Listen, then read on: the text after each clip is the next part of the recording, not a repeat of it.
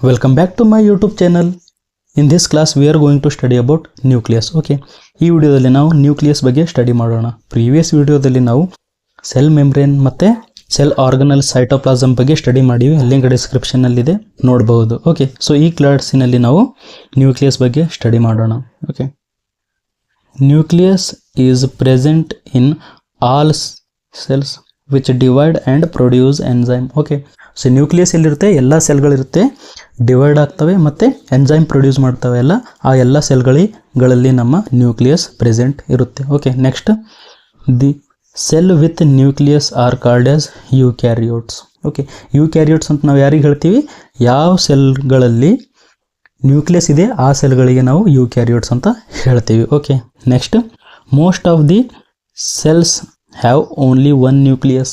Okay, so ಜಾಸ್ತಿ ಸೆಲ್ಗಳೇನಿವೆ one nucleus ಇದೆ ಅದರಲ್ಲಿ, ಅದಕ್ಕೆ ನಾವು ಏನಂತೀವಿ, ಯೂನಿ ನ್ಯೂಕ್ಲಿಯೇಟೆಡ್. ಓಕೆ, ಒಂದೇ ನ್ಯೂಕ್ಲಿಯಸ್ ಇದ್ದರೆ ಅದನ್ನು ನಾವು ಯೂನಿ ನ್ಯೂಕ್ಲಿಯೇಟೆಡ್ ಸೆಲ್ಸ್ ಅಂತ ಕರಿತೀವಿ. Next few types of cells have many nucleus.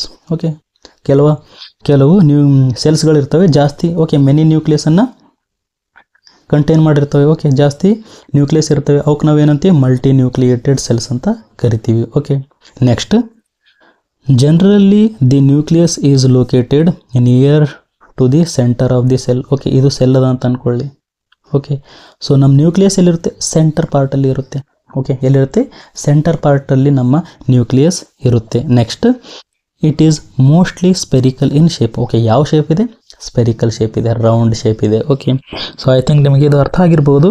One nucleus ಇದ್ದರೆ uninucleated. Okay, many nucleus ಇದ್ದರೆ ಮಲ್ಟಿ ನ್ಯೂಕ್ಲಿಯೇಟೆಡ್ ಮತ್ತು ನಿಯರ್ ಟು ದಿ ಸೆಂಟರ್ ಇರುತ್ತೆ. ನಮ್ಮ ನ್ಯೂಕ್ಲಿಯಸ್ ಎಲ್ಲಿರುತ್ತೆ, near to the centre of the cell, centre ಒಳಗಡೆ ಇರುತ್ತೆ. Next it is spherical in shape. ಯಾವ ಥರ ಇದೆ ಶೇಪು, ಸ್ಪೆರಿಕಲ್ ಇದೆ. ಓಕೆ, ನೆಕ್ಸ್ಟ್ ನಾವು ಕಾಂಪೋನೆಂಟ್ಸ್ ಆಫ್ ನ್ಯೂಕ್ಲಿಯಸ್ ನೋಡೋಣ. ಏನೇನಿದ್ದಾವೆ ಕಾಂಪೋನೆಂಟ್ಸ್ ಆಫ್ ನ್ಯೂಕ್ಲಿಯಸ್, ಇಂಪಾರ್ಟೆಂಟ್ ಇದೆ.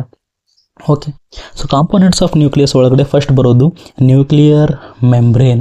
ಓಕೆ, ನ್ಯೂಕ್ಲಿಯರ್ ಮೆಂಬ್ರೇನ್ ನಿಮಗೆ ಇಲ್ಲಿ ಕಾಣ್ತಿರ್ಬೋದಲ್ಲ. ಓಕೆ, ಡಾರ್ಕ್ ಕಲರ್ ಇದೇನಿದೆ, ನ್ಯೂಕ್ಲಿಯರ್ ಮೆಂಬ್ರೇನ್ ಇದೆ. Next ನಿಯೋಪ್ಲಾಸಮ್.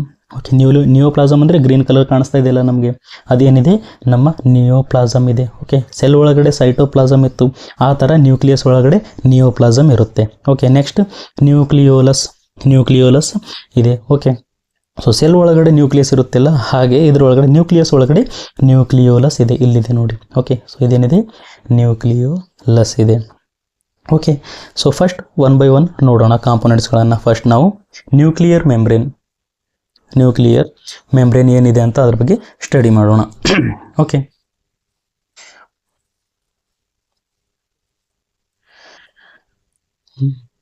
The nucleus is covered by double layer membrane called nuclear membrane. Okay, so ಏನಿದೆ ಅದು ಡಬಲ್ ಲೇಯರ್ ಇದೆ. Okay, nuclear membrane is double layer, 2 ಲೇಯರ್ಸ್ಗಳಿವೆ. ಓಕೆ, ಎದ್ರ ಮೇಲಿದೆ, ನಮ್ಮ nucleus. Okay, nucleus is covered by double layer membrane called nuclear membrane, double layer ಇದಾವೆ. Okay, next it encloses the fluid called nucleoplasm. ಅಂದರೆ ಇದೇನು ಮಾಡುತ್ತೆ, cover ಮಾಡುತ್ತೆ. ಓಕೆ, ನ್ಯೂಕ್ಲಿಯೋಪ್ಲಾಸಮ್ ಒಳಗಡೆ ಇದೆ ಗ್ರೀನ್, ಅದಕ್ಕೆ ಏನು ಮಾಡುತ್ತೆ, ಇದು ಎನ್ಕ್ಲೋಸ್ ಮಾಡುತ್ತೆ. ಓಕೆ, ಎನ್ಕ್ಲೋಸ್ ಮಾಡುತ್ತೆ ಏನು, nucleoplasm. Okay, next nuclear membrane has pores ಅಂದರೆ ಸಣ್ಣ ಸಣ್ಣ ಹೋಲ್ಸ್ ಇದ್ದಾವೆ, ಇಲ್ಲಿ ನೋಡ್ಬೋದು ನೀವು. ಓಕೆ, ಇಲ್ಲಿ ನೋಡ್ಬೋದು, ಇಲ್ಲೇನಿದೆ, ಚಿಕ್ಕ ಚಿಕ್ಕ ಹೋಲ್ಸ್ ಇದ್ದಾವೆ, ಪೋರ್ಸ್ ಇದ್ದಾವೆ. Okay, it hello nucleoplasm communicate with cytoplasm.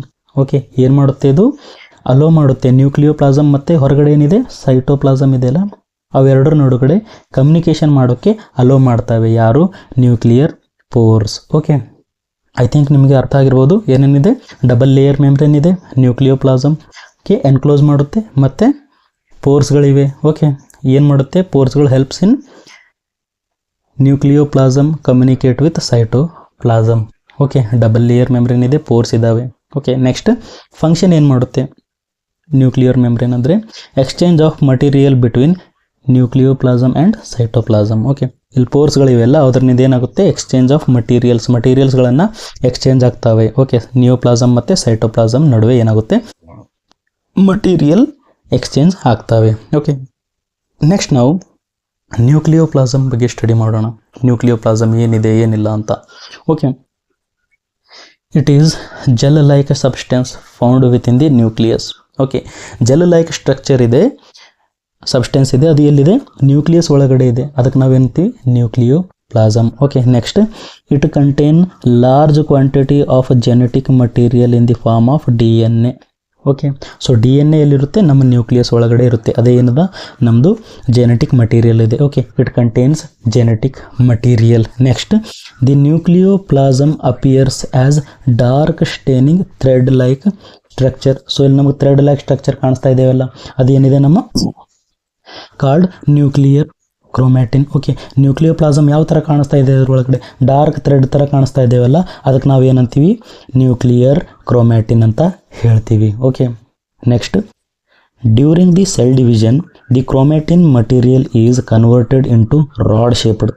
Okay, cell divide ಆಗೋ ಸಮಯದಲ್ಲಿ ಏನಾಗುತ್ತೆ? ಇದೇನದೆ? ಓಕೆ, ಕ್ರೋಮ್ಯಾಟಿನ್ ಮಟೀರಿಯಲ್ ಇದೆಯಲ್ಲ, ಓಕೆ, ಥ್ರೆಡ್ ಲೈಕ್ ಸ್ಟ್ರಕ್ಚರ್ ಇದೆಯಲ್ಲ, ಅದು ಯಾವ ಥರ ಆಗುತ್ತೆ?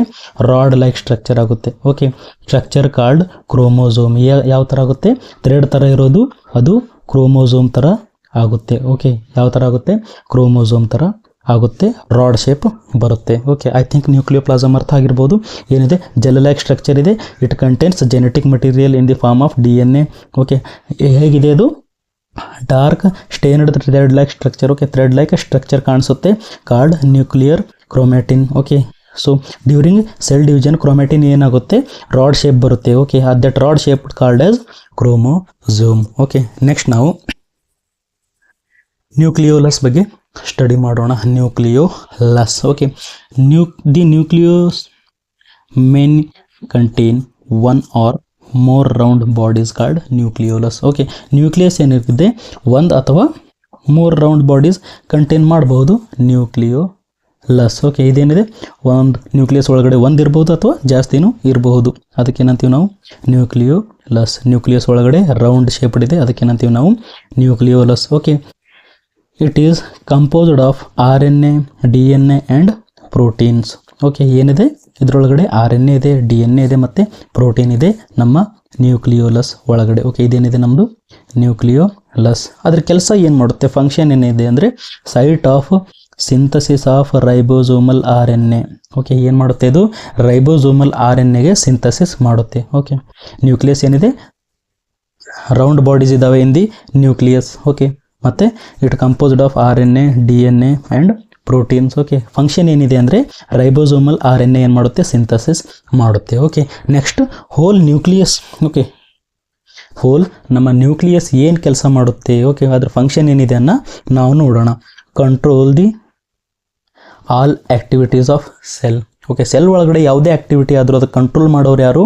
ನಮ್ಮ nucleus. Okay, it is the brain of our cell. Next, genetic material storage. ಹೌದಿದು ಏನು ಮಾಡುತ್ತೆ? ನಮ್ಮ ಜೆನೆಟಿಕ್ ಮಟೀರಿಯಲ್ನ ಸ್ಟೋರ್ ಮಾಡುತ್ತೆ. Contain DNA which carries genetic information. Okay, ಇದೇನಾಗುತ್ತೆ? ನಮ್ಮ ಜೆನೆಟಿಕ್ ಮಟೀರಿಯಲನ್ನು ಸ್ಟೋರ್ ಮಾಡುತ್ತೆ. Next, synthesis of RNA.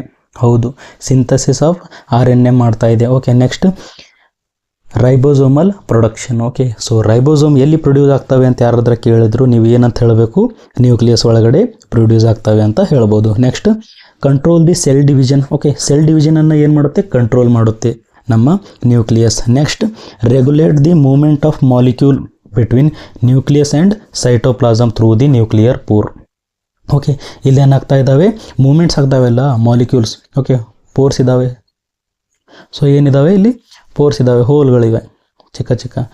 So ಅದರಿಂದ ಏನಾಗುತ್ತೆ? ಮಾಲಿಕ್ಯೂಲ್ಸ್ ಹೊರಗಡೆ ಮತ್ತು ಒಳಗಡೆ ಏನಾಗ್ತಾ ಇದ್ದಾವೆ? ಮೂವ್ ಆಗ್ತಾ ಇದ್ದಾವೆ. ಓಕೆ, ಸೆಲ್ ಒಳಗಡೆ.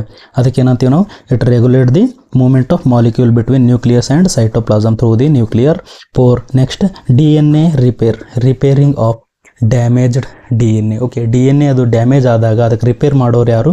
ನಮ್ಮ ನ್ಯೂಕ್ಲಿಯಸ್. ಓಕೆ, ಫಂಕ್ಷನ್ ಅರ್ಥ ಆಗಿರ್ಬೋದು. ಆ್ಯಕ್ಟಿವಿಟಿಯನ್ನು ಕಂಟ್ರೋಲ್ ಮಾಡುತ್ತೆ, ಮತ್ತು DNA ಸ್ಟೋರ್ ಮಾಡುತ್ತೆ, synthesis of RNA, ribosome produce ಮಾಡುತ್ತೆ, ಕಂಟ್ರೋಲ್ ದಿ ಸೆಲ್ ಡಿವಿಷನ್, ಮತ್ತು moments regulate the moment of molecules. Next, DNA repair ಮಾಡುತ್ತೆ ನಮ್ಮ ನ್ಯೂಕ್ಲಿಯಸ್. ಓಕೆ, ಸೊ ನಿಮಗೆ ಈ ವಿಡಿಯೋ ಇಷ್ಟ ಆದರೆ ಲೈಕ್ ಮಾಡಿ, ಶೇರ್ ಮಾಡಿ, ಸಬ್ಸ್ಕ್ರೈಬ್ ಮಾಡಿ. Thank you.